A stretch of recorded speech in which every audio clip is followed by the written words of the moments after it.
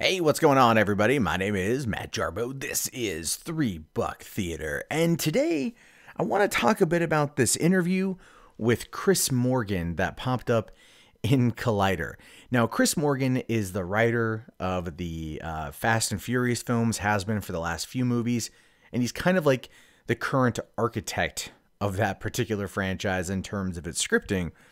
And there was a couple questions that popped up in regards to this latest movie, as well as Furious 7. And the question was, what would have happened had Paul Walker not died during production, right? Like, what would the ending of that movie been like?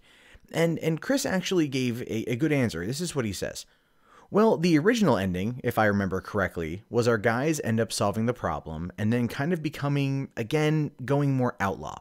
It was sort of a happier ending that kind of ends with the insinuation that they were going to go off onto this heist or this job. But the core issue for Brian, Paul's character, was this kind of who am I sort of question. He's a guy who used to be a cop and in the thick of the action and a racer and all this stuff, and now he has an amazing wife, a kid, and another on the way.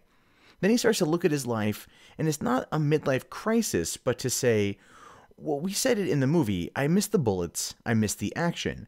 And the point of the adventure was to show by the end of it that the thing that's truly important to him is his family and being there. It wouldn't mean that he has to stop those adventures or those things, but the context is just a little bit different.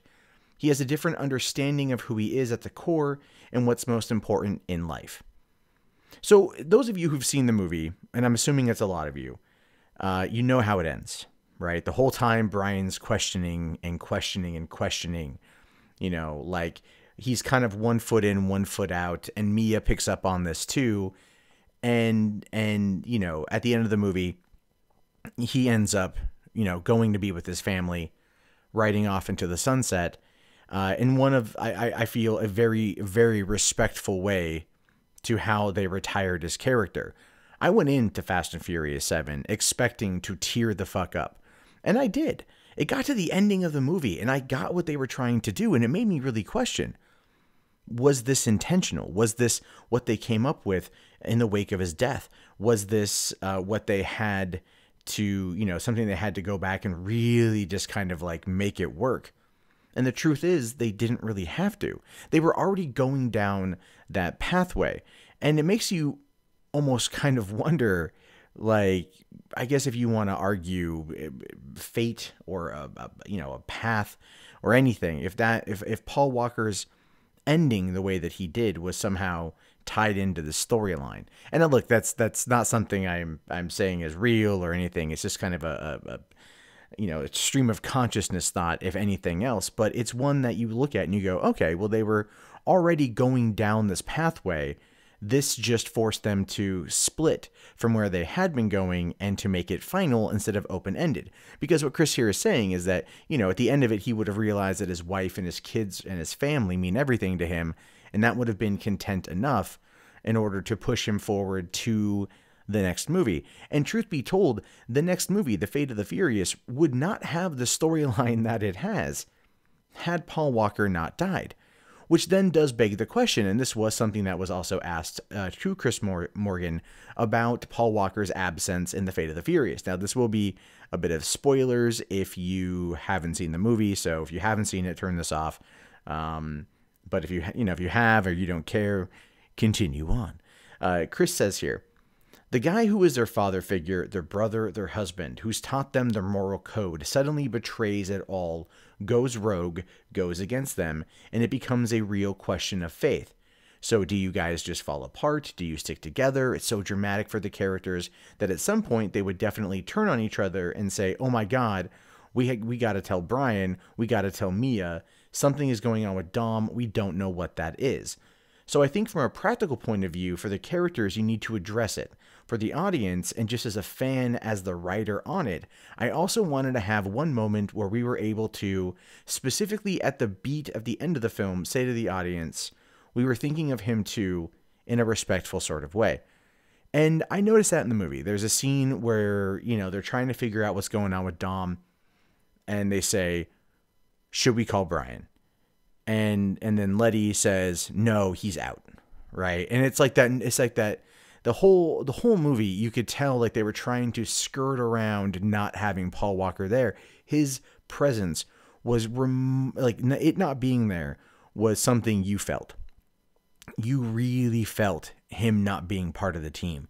And not that that took away from the core experience. I still very much enjoyed the movie, but it was something that it felt missing. It felt that bit of warmth was gone. As I said in my review of the movie, I love these films because for me, they're kind of like coming home again. They're like, cozying up on the couch with a warm blanket. It's comfortable. It's something you love just to kind of throw yourself into, even if it's a guilty pleasure sort of thing. And when they referenced Brian O'Connor in the movie and they did it like, no, he's out, we have to keep him out and whatever, that was their way of referencing him and being like, we're being respectful of the character, not running to him or not trying to replace him. Because there were rumors about that Paul Walker was going to be in the movie. Like they were going to do the same tricks that they did in Furious 7 in 2015 and use his brother as a body double and then, have Weta CG in the face in order to make it work. And I'm glad they didn't. I'm glad they didn't attempt it. I'm glad they didn't try it. And to me, it made a better movie out of it. Well, you can argue the merits of some of the plot choices in that movie. Some of the ones felt kind of iffy to me, but they were trying to regain their footing after the loss of Paul Walker. And I think they did a good job.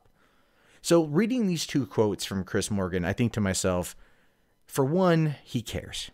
He cares about Paul Walker's memory. He cares about the memory of Brian O'Connor, the character, and he wanted to be respectful to the audience, but still give a nod that they are thinking about him, that they are missing him, that he is wanted, he is loved. And that to me says a lot as a fan. It really did. And then also looking at how Fast and Furious 7 would have changed in regards to the what they would have done had he not died. It still is going down the same path, just he maybe would have had a subtly different, revelation at the end of it.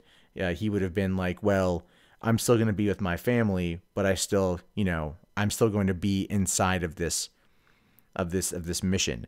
And so that it works out well for me. It really does. This is a franchise that I love, and I am looking forward to the next two films to finish up the franchise. I'm looking forward to the Hobbs and Shaw movie if they ever decide to do one. These are things I'm looking forward to. So I want to know what you guys think about this. Let me know in the comments below. My name is, of course, Matt Jarbo. This is 3 Buck Theater. If you guys like the video, toss it a thumbs up, man. Share it around. Get your friends in on the conversation. Let's talk about these movies. They are great. They're fun. And they always just seem to be getting crazier and wilder, even though Paul Walker is no longer with us. Anyway, my name is Matt Jarbo. I'll talk to you guys later. Have yourself a great day, and peace out.